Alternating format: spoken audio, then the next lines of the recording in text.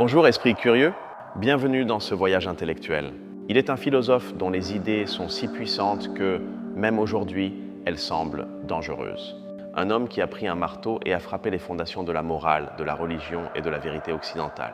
Son nom est Friedrich Nietzsche, et le comprendre n'est pas seulement un exercice académique, c'est un défi personnel. Nietzsche est le philosophe du oui à la vie, mais aussi celui de l'abîme. Il nous a forcés à affronter la question la plus terrifiante. Et si les valeurs qui sous-tendent notre civilisation n'étaient qu'une farce? Que faisons-nous lorsque nous découvrons que Dieu est mort? Aujourd'hui, nous n'allons pas simplement résumer Nietzsche, nous allons le déconstruire et le reconstruire pour comprendre son véritable héritage. Nous allons explorer ces trois concepts les plus explosifs et souvent les plus mal interprétés. D'abord, la volonté de puissance. Non, ce n'est pas ce que les nazis ont prétendu qu'elle était. Ensuite, le surhomme ou Übermensch, la réponse de Nietzsche au vide laissé par la religion. Et troisièmement, son idée la plus glaçante et la plus belle, l'éternel retour. Ce voyage ne sera pas de tout repos. Nietzsche n'écrit pas pour nous consoler, il écrit pour nous réveiller. Son but est de nous forcer à réévaluer tout ce que nous tenons pour acquis. Alors, préparez vos esprits, car nous allons utiliser le marteau philosophique pour voir quelles idoles tiennent encore debout et lesquelles s'effondrent. Notre grande question du jour est la suivante. Comment pouvons-nous créer du sens et affirmer la vie dans un univers qui semble indifférent, sans recourir aux vieilles certitudes? C'est la question qui hantait Nietzsche et qui est au cœur de son héritage. Découvrons-le ensemble. Avant de plonger dans l'abîme nietzschéenne, une brève parenthèse. Pour donner vie à ce récit, j'ai utilisé des outils d'intelligence artificielle pour générer les images que vous voyez. Pensez-y comme une toile, une façon d'illustrer les idées et l'atmosphère de ce que nous racontons. Elles ne seront pas toujours une représentation littérale, mais plutôt un accompagnement visuel pour laisser libre cours à votre imagination avec moi. J'espère sincèrement que vous apprécierez. Pour comprendre ces idées, il faut comprendre l'homme. Friedrich Nietzsche est né en 1844 en Prusse. Fils d'un pasteur luthérien, il était destiné à la théologie, mais sa brillante intelligence l'a mené sur une autre voie. Il est devenu le plus jeune professeur de philologie classique de l'université de Bâle, un exploit stupéfiant. Mais l'académie ne pouvait le contenir. La vie de Nietzsche fut une tragédie d'isolement et de maladie. Il souffrait de migraines débilitantes, de problèmes de vision et de douleurs chroniques qui l'ont forcé à abandonner l'enseignement. Il est devenu un philosophe errant, voyageant à travers l'Europe, écrivant fiévreusement dans une solitude quasi totale. Cette solitude, cette douleur sont devenues le creuset de sa philosophie. En 1889, à Turin, Nietzsche a subi un effondrement mental total, prétendument après avoir étreint un cheval qui était fouetté. Il a passé la dernière décennie de sa vie dans le silence, mentalement incapable, soigné par sa mère et tragiquement par sa sœur Élisabeth. Il est mort en 1900, juste au moment où le XXe siècle s'apprêtait à déformer son œuvre de manière qu'il n'aurait jamais imaginée. Le contexte intellectuel de Nietzsche est celui du XIXe siècle, une époque de triomphe scientifique, de l'essor du darwinisme, mais aussi d'une profonde crise spirituelle.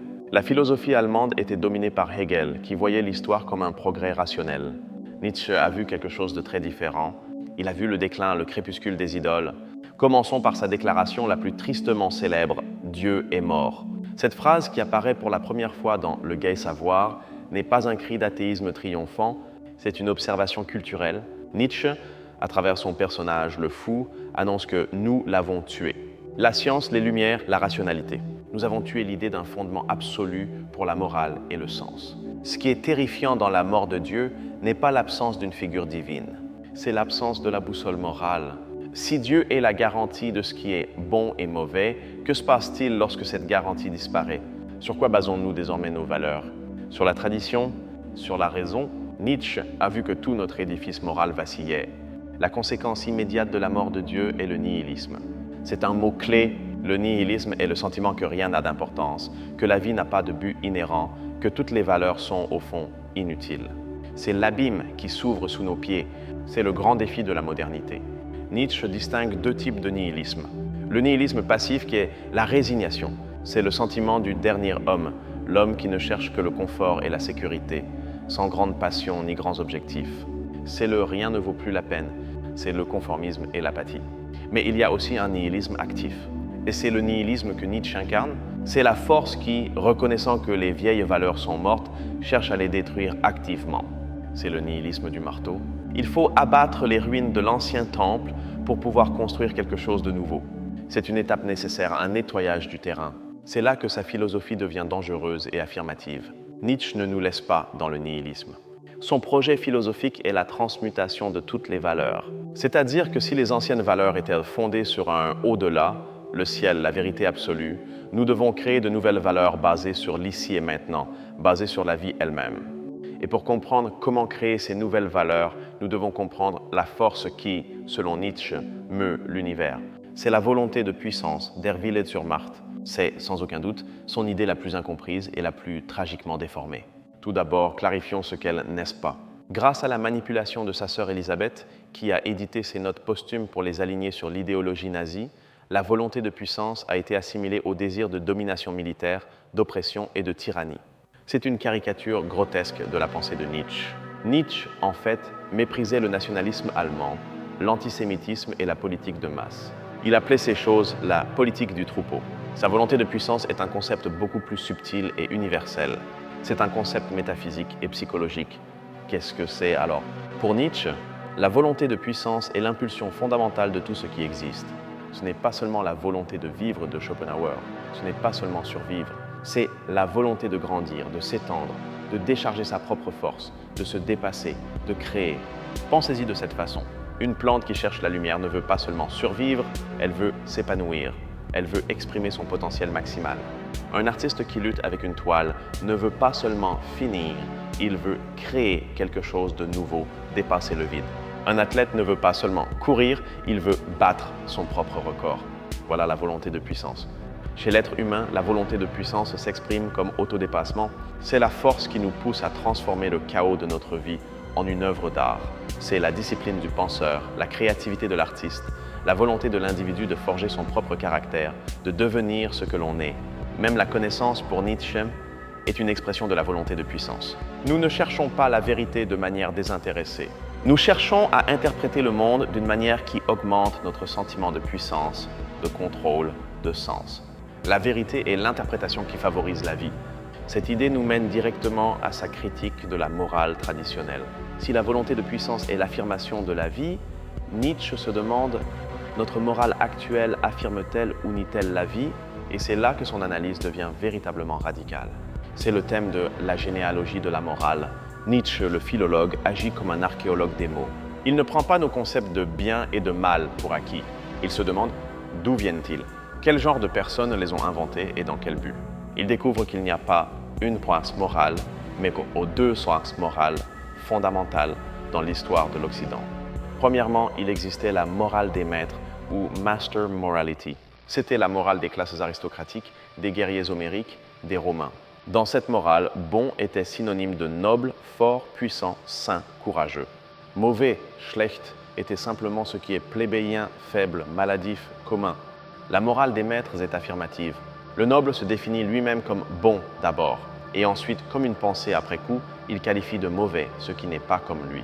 C'est une moralité qui naît de la plénitude de la force, de la volonté de puissance qui déborde et s'affirme elle-même. Mais alors, dit Nietzsche, s'est produit l'événement le plus important de l'histoire morale, la révolte des esclaves dans la morale. Cette révolte fut initiée, selon lui, par les opprimés, les faibles, les prêtres. Incapables de vaincre les maîtres par la force, ils les ont vaincus par la ruse. La morale des esclaves, slave morality, naît du ressentiment. C'est un mot français clé que Nietzsche utilise. C'est la colère impuissante du faible contre le fort. Comme l'esclave ne peut être le maître, il déclare que tout ce que le maître est, fort, fier, riche, est méchant, evil. Et au contraire, la morale des esclaves glorifie tout ce qui l'aide à supporter sa propre existence. L'humilité, la piété, l'obéissance, la souffrance, la patience. Celles-ci deviennent des vertus. Là bien n'est plus ce qui est fort, mais ce qui est docile. C'est une moralité qui dit non à la vie, à l'instinct, au corps. Pour Nietzsche, la victoire de la morale des esclaves, qu'il identifie principalement au judéo-christianisme, fut une catastrophe pour l'humanité. Elle a domestiqué l'être humain, coupé ses instincts les plus forts et les plus sains, et nous a fait sentir coupables du simple fait d'être puissants ou heureux. Elle nous a transformés en un animal malade. Il est crucial de comprendre ceci. Nietzsche ne dit pas « soyons des brutes cruelles ». Il fait une critique psychologique. Il dit que la morale occidentale prédominante est une morale réactive, née de la haine de la vie et de la peur de la force. C'est une morale qui préfère la sécurité du troupeau à la liberté de l'individu. Cette critique est la base de sa prochaine grande idée. Si la vieille morale est morte et qu'elle était basée sur la négation de la vie, et que la mort de Dieu nous a plongés dans le nihilisme, quel type d'être humain peut surmonter cela? Qu'est-ce qui vient après l'homme moderne, ce dernier homme nihiliste?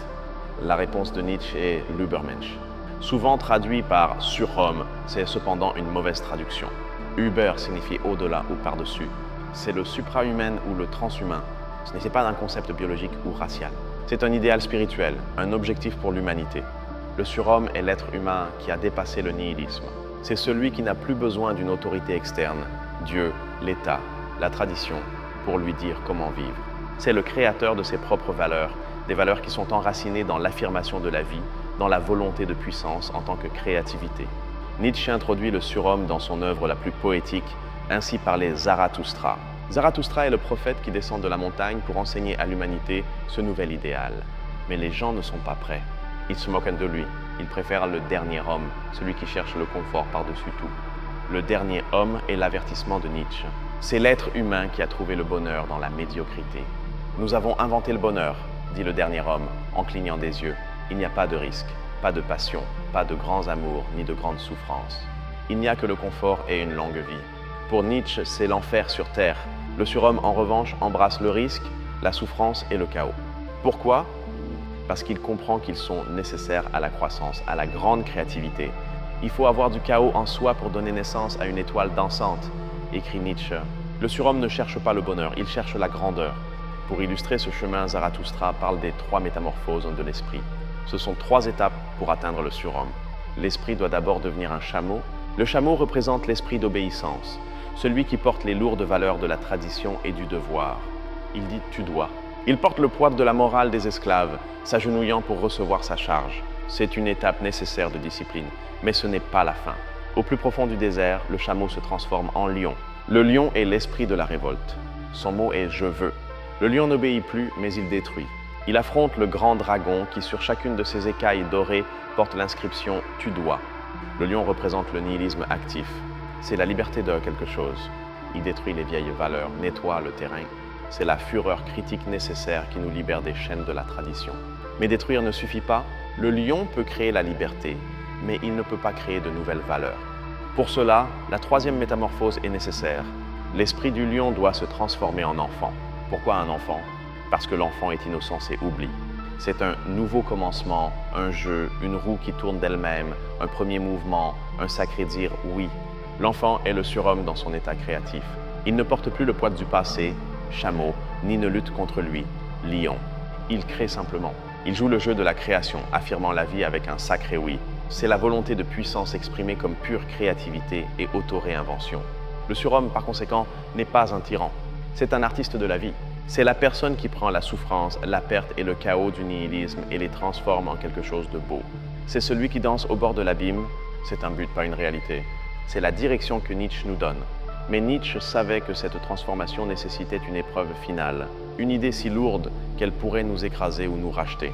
C'est sa pensée la plus profonde et la plus mystérieuse, l'éternel retour du même. Dans Le Gai Savoir, Nietzsche présente cela comme une question, une expérience de pensée. Il l'appelle le poids le plus lourd. Que se passerait-il, demande-t-il, si un démon t'apparaissait dans ta solitude la plus solitaire et te disait « Cette vie telle que tu la vis maintenant et la vécue, tu devras la vivre une fois de plus et d'innombrables fois encore. » Et le démon poursuit « Et il n'y aura rien de nouveau en elle, mais chaque douleur et chaque joie, chaque pensée et chaque soupir, et tout l'indiciblement petit et grand de ta vie devra revenir à toi, et tout dans le même ordre et la même succession. » Comment réagirais-tu? Te jetterais-tu à terre, grinçant des dents et maudissant le démon qui a ainsi parlé? Ou as-tu jamais vécu un instant prodigieux où tu lui aurais répondu « Tu es un Dieu et je n'ai jamais rien entendu de plus divin ?» Il est crucial de comprendre ceci. Nietzsche ne propose pas l'éternel retour comme une théorie cosmologique ou scientifique. Il ne se soucie pas de savoir si c'est physiquement vrai. C'est l'épreuve psychologique ultime. C'est la question qui sépare le surhomme du dernier homme. L'éternel retour est la formule de l'affirmation maximale de la vie. Si tu devais répéter ta vie exactement de la même manière pour toute l'éternité, cela t'obligerait-il à vivre différemment maintenant? Cela t'obligerait-il à prendre des décisions que tu pourrais affirmer pour toujours? La personne qui désespère face à cette idée est celle qui vit avec des regrets, celle qui souhaiterait que les choses soient différentes, celle qui nie des parties de sa vie. C'est l'esprit du ressentiment qui dit non à ce qui fut. cette personne est écrasée par l'éternel retour. Mais le surhomme, l'esprit qui a atteint l'innocence de l'enfant, est celui qui peut dire oui à cette idée. C'est celui qui pratique l'amor fati, une autre phrase clé de Nietzsche. Amor fati signifie amour du destin. Non pas seulement supporter ce qui arrive, mais aimer. Aimer le destin signifie aimer tout ce qui t'a fait être ce que tu es. Tes triomphes et tes échecs, tes joies et tes pires souffrances. Le surhomme voit que tout est connecté, que tu ne peux pas retirer une seule pièce de ton passé sans détruire le présent que tu aimes. Par conséquent, il dit oui à tout. Ainsi, l'éternel retour est l'épreuve finale. Peux-tu vivre de telle manière que tu souhaiterais que à un moment précis se répète pour toujours? C'est une éthique radicale. Elle t'oblige à vivre avec une intensité et une responsabilité absolue. Chaque décision devient une décision éternelle, et ainsi les trois concepts s'unissent. La mort de Dieu crée le nihilisme. La volonté de puissance est la force vitale pour le surmonter. Le surhomme est le but, le créateur de nouvelles valeurs. Et l'éternel retour est l'épreuve que le surhomme doit traverser, l'affirmation définitive de la vie, l'amor fati. Maintenant, nous devons aborder la partie la plus sombre, l'héritage. Nietzsche s'est effondré en 1889. Ses écrits sont tombés entre les mains de sa sœur, Elisabeth Förster Nietzsche. Elisabeth était une nationaliste allemande féroce et antisémite, tout ce que Friedrich méprisait. Elle y a vu l'opportunité de transformer son frère, désormais célèbre mais sans défense, en prophète de sa propre idéologie. Elle a compilé ses notes inédites et les a publiées sous le titre « La volonté de puissance », un livre que Nietzsche n'avait jamais prévu d'écrire sous cette forme. Elle l'a édité, réordonné et déformé pour qu'il corresponde au nationalisme allemand. Des décennies plus tard, les partisans du régime allemand de cette période ont trouvé en cette version falsifiée de Nietzsche leur philosophe. Le chef d'État de l'époque a visité les archives Nietzsche d'Elisabeth et a été photographié admirant son buste. Le surhomme est devenu un idéal de pureté ethnique. La volonté de puissance est devenue la justification de la guerre et de la suprématie d'un peuple sur un autre. C'est la plus grande tragédie de l'histoire de la philosophie. L'homme qui a écrit « L'antisémitisme et l'envie de l'âme » et qui a rompu avec son ami Wagner à cause de son antisémitisme a été transformé en une icône antisémite. L'homme qui méprisait l'État et le troupeau a été utilisé par le régime le plus totalitaire de l'histoire. Nietzsche était un individualiste radical. Son surhomme était un idéal spirituel d'autodépassement, non pas un plan d'eugénisme racial. Sa morale des maîtres était une critique de la culture de son temps, non un appel à opprimer les faibles. Il diagnostiquait, il ne prônait pas. Après la Seconde Guerre mondiale, la réputation de Nietzsche était en ruine. Il a fallu une génération d'érudits, comme Walter Kaufmann et les philosophes français, pour laver son nom. Ils ont dû revenir aux textes originaux, défaire les falsifications d'Elisabeth et redécouvrir le vrai Nietzsche. Quel est alors son véritable héritage? Que nous reste-t-il aujourd'hui du Nietzsche authentique? Son influence est immense. Il est le père de l'existentialisme. Des philosophes comme Jean-Paul Sartre et Albert Camus ont pris la mort de Dieu comme point de départ. Camus en particulier lutte avec le nihilisme dans Le mythe de Sisyphe. Sisyphe condamné à pousser un rocher en haut d'une montagne pour l'éternité, seulement pour le voir tomber. C'est l'image de l'absurde. Mais Camus conclut, il faut imaginer Sisyphe heureux. C'est un écho parfait de l'amor fati de Nietzsche. Affirmer la vie, même dans son absurdité. Nietzsche est aussi un précurseur de la psychanalyse. Sigmund Freud a admis que Nietzsche avait une connaissance de soi plus pénétrante que celle de tout homme ayant vécu ou pouvant vivre. L'idée de Nietzsche selon laquelle nos motifs conscients ne sont que la surface et que sous eux se cachent des instincts et des pulsions, la volonté de puissance, est la base même de la psychologie des profondeurs. Et plus tard, les philosophes postmodernes comme Michel Foucault et Jacques Derrida se sont appuyés sur Nietzsche. Sa généalogie de la morale a inspiré Foucault à analyser comment le pouvoir crée la vérité dans les prisons, les hôpitaux et la société. L'idée de Nietzsche selon laquelle tout est interprétation fut fondamentale pour le postmodernisme. Mais au-delà de l'académie, l'héritage de Nietzsche est personnel. C'est un philosophe qui nous parle directement. Il nous met au défi d'examiner nos propres vies. Vivons-nous comme des chameaux, des lions ou des enfants? Créons-nous nos propres valeurs ou acceptons-nous simplement celles du troupeau? Il nous demande, es-tu un spectateur de ta vie ou es-tu l'artiste? Te laisses-tu définir par ta souffrance ou l'utilises-tu comme matériau pour créer quelque chose de nouveau? C'est le philosophe de l'autodépassement et de la responsabilité radicale. Tu ne peux pas blâmer Dieu, ni la société, ni tes parents. Tu es responsable de créer le sens de ta propre existence. Bien sûr, Nietzsche n'est pas exempt de critiques. Son style aphoristique, écrivant par fragments et paraboles, le rend incroyablement facile à mal interpréter, comme l'histoire l'a démontré. Parfois, sa rhétorique est si violente et aristocratique qu'elle est difficile à digérer. Pouvons-nous réellement écarter toute la morale de la compassion? Son idéal du surhomme solitaire est-il réellement souhaitable? Ou est-ce la connexion humaine, l'empathie et la communauté, des valeurs qu'il méprisait parfois comme faiblesse, qui donnent réellement un sens à la vie? C'est une critique valable qui doit lui être faite. Sa critique de la morale des esclaves peut être vue comme une défense des forts sur les faibles. Bien qu'il la perçoive comme une critique psychologique, il est indéniable que son langage peut paraître élitiste et cruel. Il nous oblige à nous demander si la compassion est une vertu authentique ou une forme de ressentiment déguisé. Cependant, lire Nietzsche ne consiste pas à être d'accord avec lui. Il s'agit de l'utiliser comme un catalyseur. C'est, comme il l'a dit lui-même, de la dynamite. C'est conçu pour faire exploser nos certitudes. La valeur de Nietzsche ne réside pas dans ses réponses, mais dans l'audace et la profondeur de ses questions. Il nous apprend à nous méfier, à appliquer l'art de la méfiance. Quand quelqu'un te dit ce qui est bon ou vrai, Nietzsche nous murmure à l'oreille: qui profite de cette vérité? Quel type de volonté de puissance se cache derrière cette morale? Dans un monde moderne rempli d'idéologies, de fausses nouvelles, de pression de groupe et de la recherche du dernier homme pour le confort facile, la voix de Nietzsche est plus pertinente que jamais. C'est un appel à l'éveil, un appel au courage intellectuel et à l'authenticité. Il nous demande d'être des esprits libres. L'esprit libre est celui qui ose penser différemment, qui risque son confort, ses amitiés et même sa réputation pour le bien de sa propre vérité, de son propre projet de vie. C'est une tâche solitaire, mais pour Nietzsche, c'est la seule qui en vaille la peine. Alors, récapitulons le voyage. Nous sommes partis de la mort de Dieu, le diagnostic que notre fondement moral s'était effondré, nous laissant dans l'abîme du nihilisme. Nous avons vu que la morale traditionnelle, pour Nietzsche, était une morale des esclaves née du ressentiment, qui niait la vie.